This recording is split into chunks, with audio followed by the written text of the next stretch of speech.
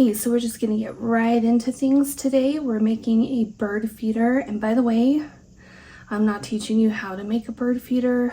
I'm learning how to make a bird feeder. Okay, so there are plenty of videos out on YouTube if you want to learn how to make one. This is my own design. I kind of put it together. Well, it started off different and it changed as I was making it because I realized that it needed more structure. By the way, I learned that I'm really talented at making things not square.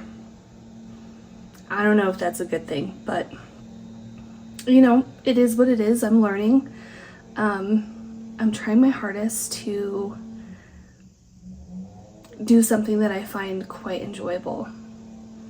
I think working with wood is amazing. I actually am much better at using the CNC machine than I am the rest of the tools in our garage. It's true. And I enjoy doing that. I actually am working on a couple of videos right now that have to do with the CNC machine. I love to create things and make things beautiful. And that's exactly what I wanted to do with this bird feeder. And even though it didn't turn out perfect, and even though it is not square, it's beautiful and I love it. So, there's nothing wrong with trying something, even if you don't exactly understand how to create that thing, but you have an idea in your mind and you want to create it, then you should. You should at least try. My husband and I both tried many different renditions of a roof, and we finally settled on the one that it has. It was very difficult. It turns out that it's extremely difficult to make a roof, so shout out to all of you who are out there building those roofs on all of the houses and all of the buildings and all of the things, because you're amazing. It was really hard, and mine was just this tiny little thing. It wasn't this huge home or this huge fancy building or, you know, whatever. So if anything, I learned to be grateful for people who can do those things, because I have no idea how they do it. I do know that there's some kind of math that you can do to find the angle you need, but math and I are not friends, so there's that. We do not get along. Anyways, so I went through and I did my 45-degree cuts, making what looks like a picture frame. And I love them. I do them a lot because I find them to actually be a little more easy than, I don't know, most things. Like, I don't know how to do all those cool joints that everybody does. I would like to learn them. I don't know that I can chisel by hand. I have problems with my hands, but maybe I could. Maybe I should just try it anyways. Maybe I'll get brave enough in the future to do so. But I go through and I make that. That's just the bottom frame and the top frame. And I glued them together as well. So there's glue and brad nails holding them together. Somehow, I'm not sure how, I did not get them square. So I'm guessing some of my 45s didn't line up quite as well, and I should probably check my blade and see, you know, my miter saw, and see, excuse me, sorry, see if there's like something off. I don't know. Or it was just me. I would like to blame the tool, but it was probably me. But it was fun nonetheless. And I did make a base for, you know, a actual bottom for the bird feeder, and it was bigger than my mitered frames that I made. And I just glued the bottom one to the floor of the bird feeder. Now, this bird feeder is for bigger birds, so we have some robins, and also I have a little blue jay that's been hanging around. Well, he's not little, he's quite big actually. Probably the size of a robin. But I wanted to make them a bird feeder that they could eat out of because they're so cute, and I want them to come to my yard so I can see them. The robins I see all the time. I haven't seen the blue jay in a hot minute. I think since the last time, the time that I got him on video, which is in my shorts if you want to see that. He was so cute and he was looking for food. I love blue, so I was so excited that I got to see an actual bird that was blue. It was very cool. I mean, you get to see blue on hummingbirds every once in a while. Some of them have some blue on them. And there's these little blackbirds too that are out in our yard that have like this, they just look black, but then when they move, like their chest has this real vibrant, pretty color on it. And they make really cool noises. Who knows, maybe they'll eat from the bird feeder as well. But I like them, and I think birds are beautiful, and they sing us pretty songs, so may as well give them some treats. I went through and I tried to sand off any of the excess glue that I, for whatever reason, didn't get off of, that squeezed out. Here I am. I had finally decided what I was going to do to make that structure, and so I'm making the structure. So I end up having 3 posts, we'll call them posts, on each corner. And one of them is on the inside of the bird feeder, and the other 2 are on the outside corner of the bird feeder. And I put some little mitered, like it was 45-degree angle for the corner, and then it was straight on the back end. So one side 45-degree, one side straight cut. So a 90-degree. Right? That's a 0, right? 90-degree is 0? Heck, I don't know.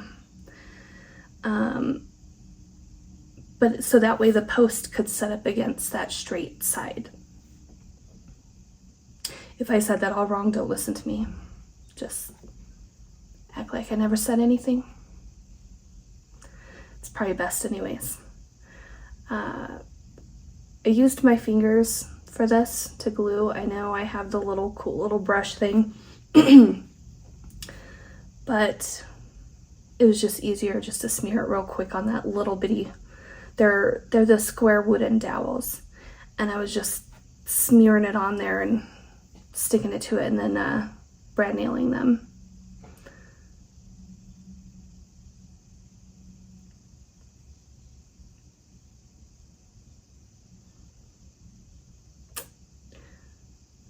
And then there I am, putting one of those inner corner posts in.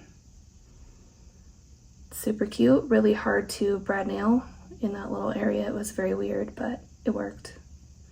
Some of them didn't go all the way in. No worries, it's not perfect, I'm telling you. It is definitely not perfect. I could get some close-up shots, which I won't. And I could show you just how imperfect it is, but it's fine. No one needs to see that.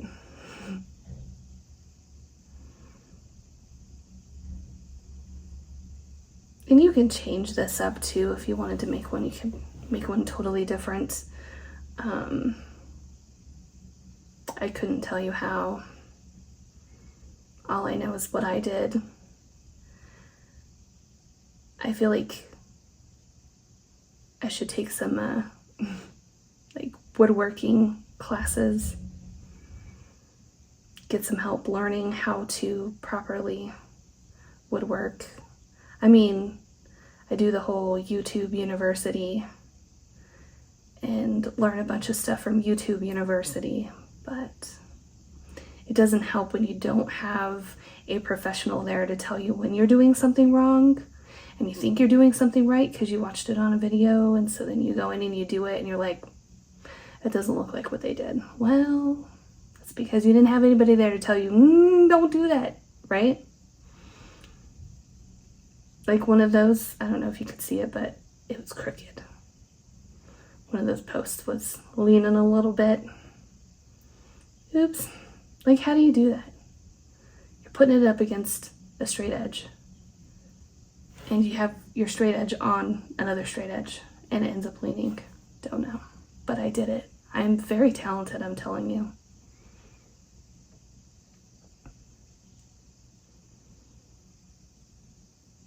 You just keep going through and you just keep adding wood, brad nailing, gluing, all of those things, cleaning up your mess.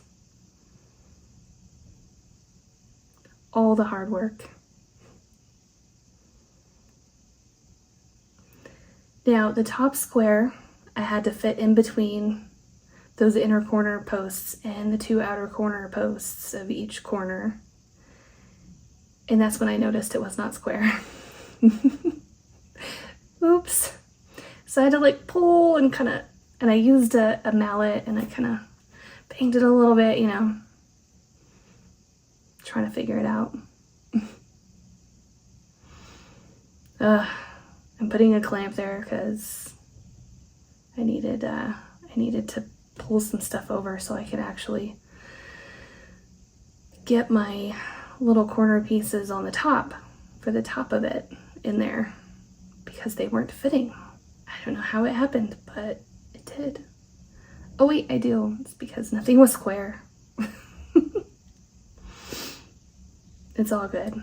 I hope you can see my humor in this. As much as I messed up on this thing, I absolutely love it. So it's fine.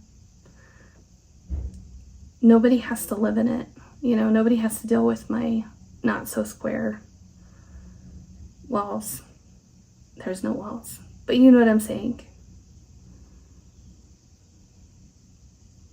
I think it's really cute and I'm really happy with it. And I would love to at some point remake it, but make it better, you know, do a better job at it and I don't know, be even more proud of myself. Oh, by the way, right in here somewhere, I brad nailed, yep, right there. I brad nailed my pieces to the table. Oops.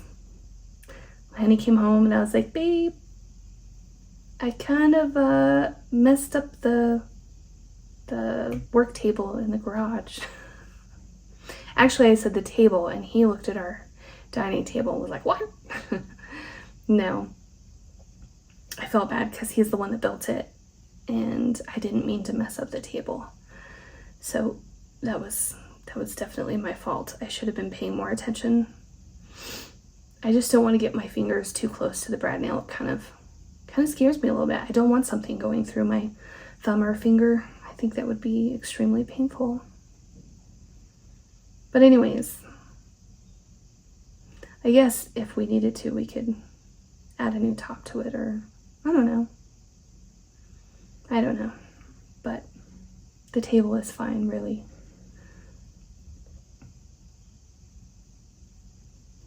So you'll see me just keep on going through and adding things to it, and it's really cute.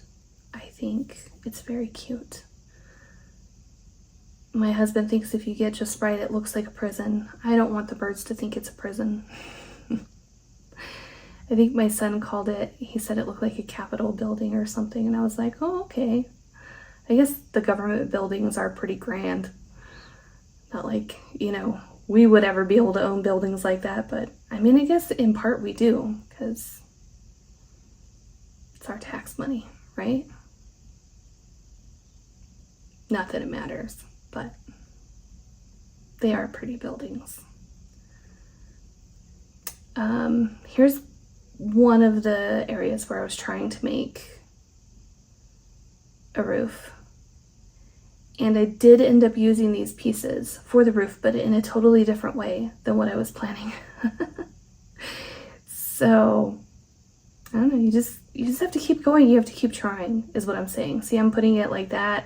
And I was thinking just stack a whole bunch of them kind of like in a pyramid and then grind down, like use a grinder and grind down the steps to make it smooth. And I still think it would have been cool, but that is not what we ended up doing. So I go through and I cut a whole bunch of wood. I wasted so much wood in this project. And that's the thing, is when you're learning, you're going to waste. And I know this, you know, I used to do hair and nails and you waste a lot of things. I wasted a couple of mannequins just learning to do haircuts. Well, you're going to waste a lot of things while you're trying to learn to woodwork. It's just, it is what it is. You're going to cut something wrong. You're going to, do the wrong measurement or the wrong angle. And it's okay. It is okay. It's all part of learning. If everything was so easy, we probably would never learn a lesson from it. We would just be like, wow, that was easy, and just keep on going, wouldn't even think twice about it. But when you struggle with something and you have to really work at it, you learn from the struggle, each step you took and each mistake you made, and it's like, oh, don't do that again. And then you learn not to do that again, right? Anyways, I go through and I do a 30-degree cut on, no, I'm sorry. Did I do a 30-degree cut or 40? It was a 45-degree cut on all of those. And then I used 3 of those pieces I had cut previously for a totally different style of roof. And I made this roof, and I really like it. I feel like I still could have done a better job, but I don't know the right angles, and I don't know the math. So if one of you is really good at math and you can tell me what that angle is supposed to be, that would be great. That would be so amazing. I know you'd probably need all the rest of the measurements, and I don't have those because I was just going and doing whatever. I was just trying as I was going. It was kind of hectic and stressful. I'm not sure if one of those boards that I used, if I didn't get it straight with the other one, but it ends up being a little cockeyed, if I can use that word on YouTube. I don't know, but it was crooked, okay? And it's okay. It still looks fine. As long as you don't look too close to the bird feeder, you're good. It looks beautiful, and I love it. And I did go through and I patched up all of my little gaps and stuff with some, oh, there's my hubby. He's making the point on the post that we're putting the bird feeder on. But I did use some, oh, there we go. I did use some, what is it called? Wood filler in all the cracks, and then I sanded and smoothed and all of that before I went ahead and started putting it on the post. So it was very tricky to put this thing up there, and I wanted it to stay. We have pretty high winds up in the state I live in. And it's kind of scary to put something like that out in the yard. So we wanted it to be really secure and hold up to those winds, and so we're hoping that they do. So I've got it glued, and then I screwed it into that cedar post, and then I start putting the roof on. It was a pain, by the way. It was very, very hard. I have flowers in that area, and I was trying not to smash them. And the ladder is not great on rocks, but that's what's in the area, is rocks. It was a mess. It was a mess. But I get it screwed on, and then I use some outdoor sealer. You can find them at Lowe's, Home Depot, Ace, Menards, Walmart probably even has them, I don't know. But just any outdoor sealer will work. And then I'm waiting 48 hours. I would like to try to find some kind of, I don't know if they make them, but something that I can put in there to put the food in, because I'm pretty sure that the sealer is not food safe. And I don't want to poison those cute birds. They are so cute. I don't know if it matters, but there it is. Look how pretty it is. And I'm spraying that stuff and it came out so fast and so heavy. And I did a spray because painting all those little posts would have been a nightmare. But I think it turned out really cute, and I hope you enjoyed this video. I know that I ramble a lot. It's what I do.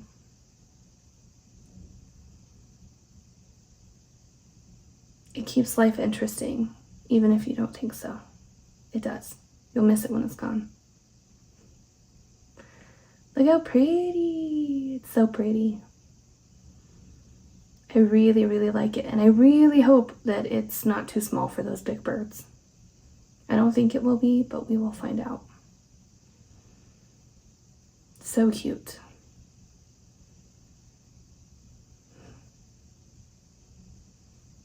All right, everybody. Oh, you can see my little peonies and my plants down below. We have hydrangeas, roses, black lace elderberry, some lavender, and the peonies all in that area. So pretty.